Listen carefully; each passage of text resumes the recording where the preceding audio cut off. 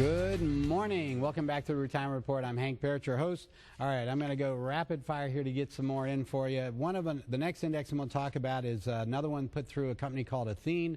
This is through Bank of America, Merrill Lynch. This one is called the RPM Index. And on the next slide, what it'll show is how it's made up. For this one, it goes back to, again, asset categories. Domestic stocks, equities, international equities, emerging market equities, gold, real estate, bonds. Those are the asset categories that are utilized within the RPM.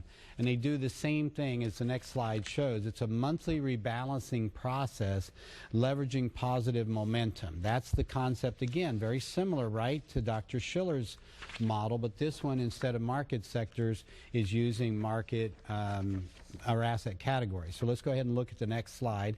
This monthly rebalancing process leverages positive momentum. So again, right, they're looking at the last 12 months, which asset categories in this situation are doing better, are growing, and those are the ones that they identify and put in. And they're looking to reduce risk by rebalancing the weight, lower correlation on the asset category, just as with a portfolio design, and a momentum filter. Okay, that's that one. The next one we're going to talk about quickly is the mosaic. Okay, that shows, by the way, over the last since 2002, the returns compared to the S&P.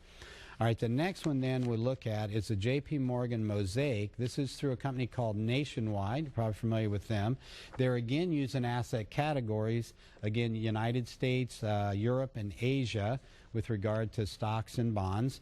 The next slide shows how they take a different approach with that asset categories. They're looking at the last 6 months instead of 12.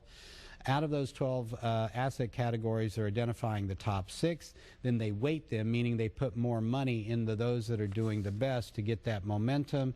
And again, the next slide shows that compared to the S&P since 1999, how that's performed.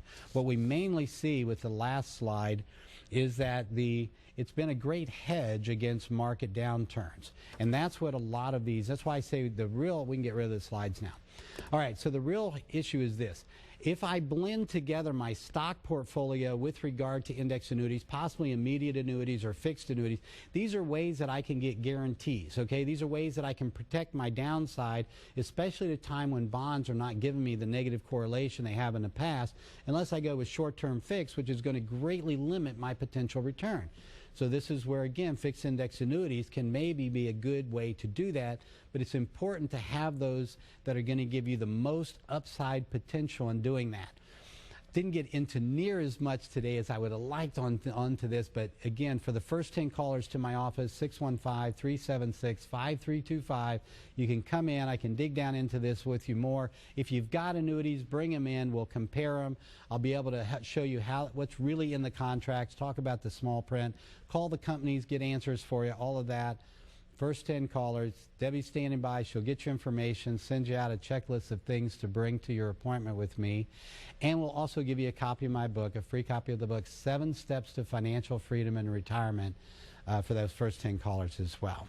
All right, there's a lot, as you can see, when you get into investing and how to protect yourself, how to be able to attain and maintain your standard of living and quality of life.